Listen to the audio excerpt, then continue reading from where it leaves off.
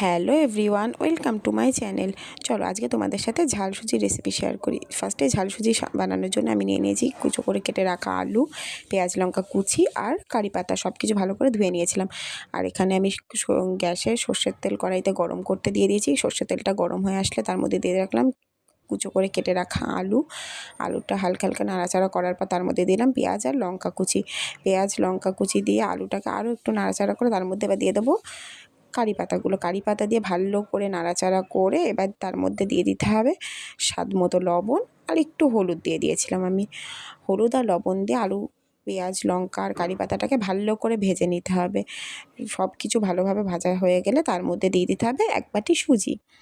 সুজিটা তোমরা পরিমাপ মতো দেবে। আমি এখানে সুজিটা দিয়ে দিলাম। সুজিটা দিয়ে ভালো করে আরও একটু নাড়াচাড়া করে নিতে হবে।